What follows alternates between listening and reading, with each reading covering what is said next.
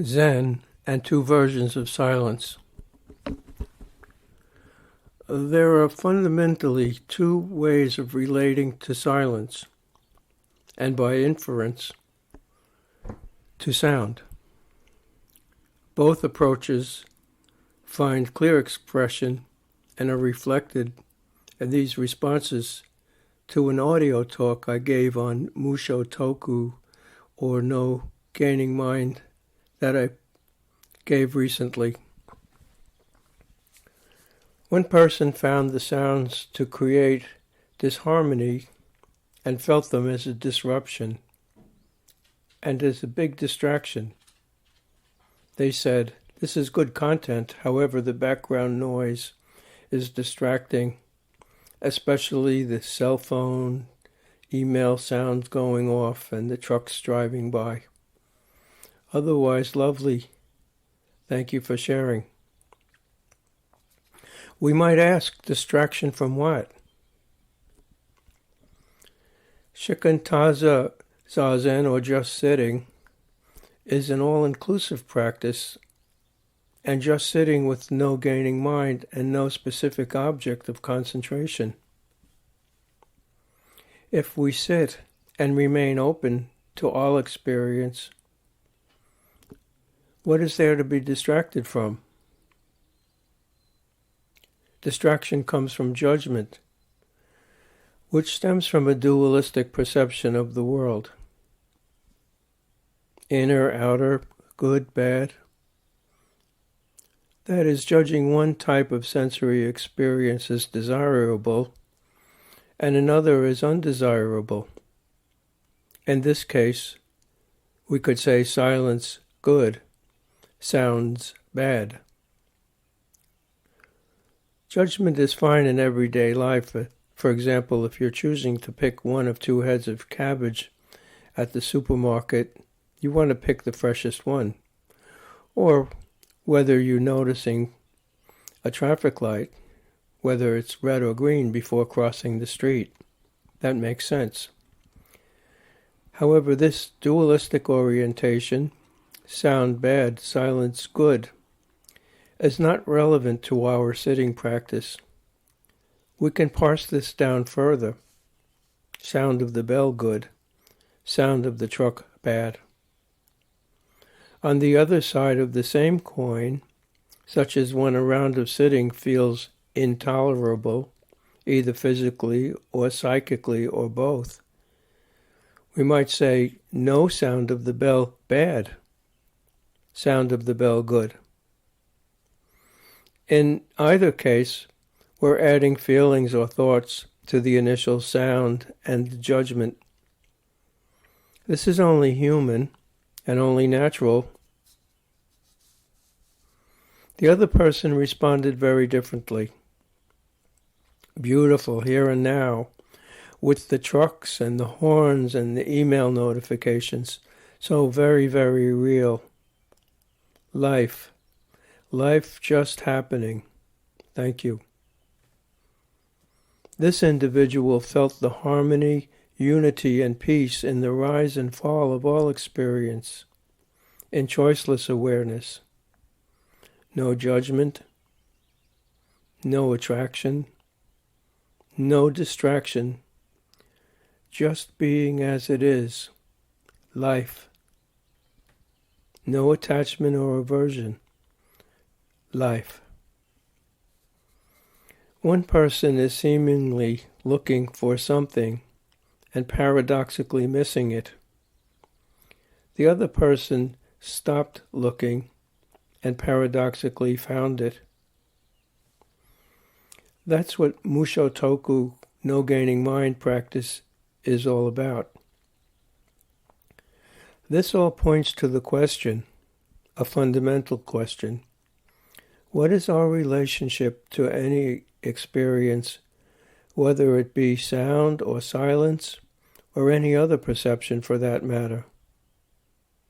That is the direct experience, without judgment, before we add on a story. We might remind ourselves that the judgment or the story is just the next moment of mental consciousness and nothing special.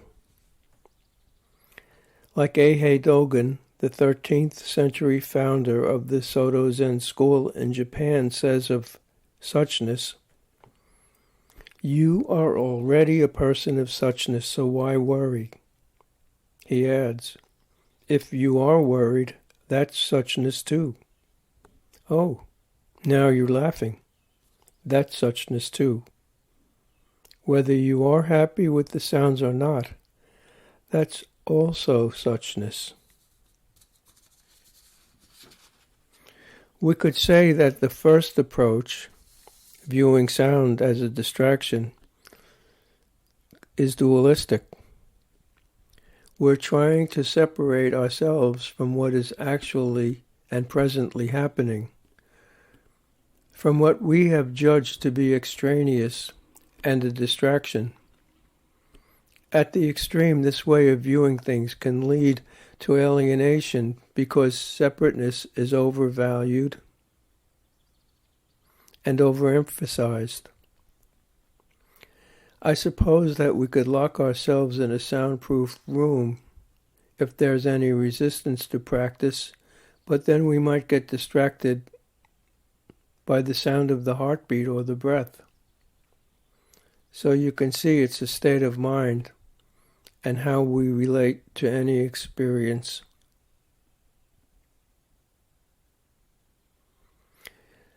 The Zen teacher Dainin Katagiri wrote a book, Returning to Silence. He also wrote a book, You Have to Say Something. So both sound and silence are important.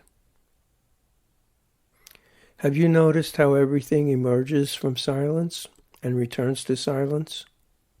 How silence is a kind of a matrix that contains all sound and that connects all sound?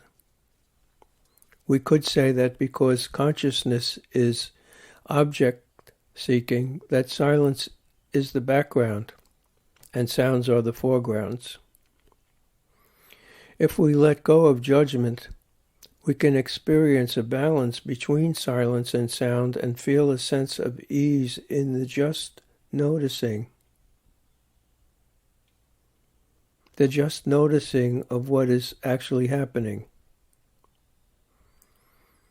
It's the same with thoughts and other internal perceptions such as feelings, memories, wishes, or fantasies. They all rise out of and fall back into a matrix of silence. Everything that we encounter rises and dissolves like waves rising out of one great ocean. Each wave rises individually from one great ocean. Each is unique. Some are big and thunderous. Others are small and barely create much more than a ripple. They all eventually crash, whether violently or gently. They break up into foam and recede back into the silence of the ocean. They're gone.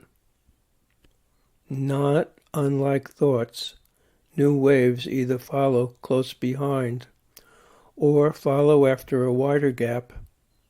In any case, whatever arises comes into form and dissolves, either slowly or quickly. For example, mountains move slowly, so slowly that we might think they don't move at all. Rivers move more quickly, and their movements are more noticeable.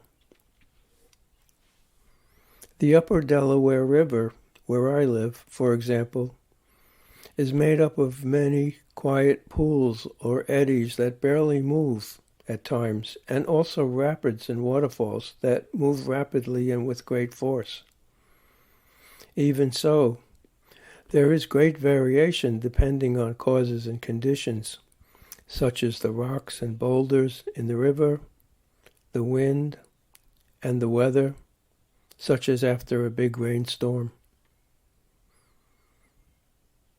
When we sit, the body remains seemingly still. However, there is still movement. The heart beats, the breath rises and falls, the blood circulates. Sometimes we notice and sometimes we don't. We can be sitting as still and as resolutely as a mountain. The mind, however, might be jumping all over the place. As Dogen asks in his writing, Zanmai o Zanmai, the absorption that is the king of absorptions, is it vertical? Is it horizontal? Vast? Small?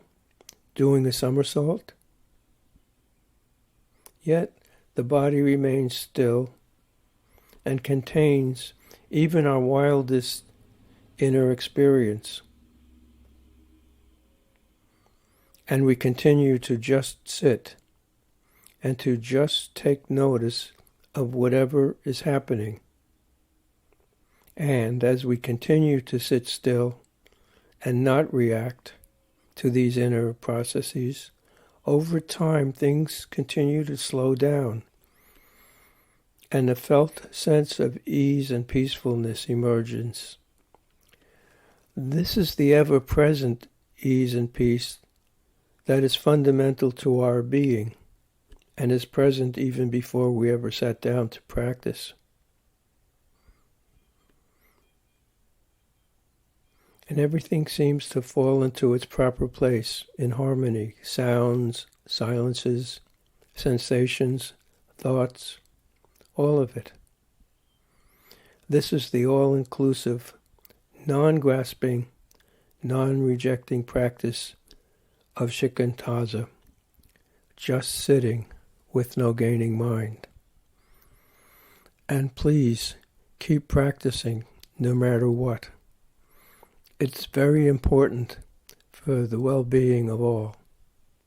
Thank you.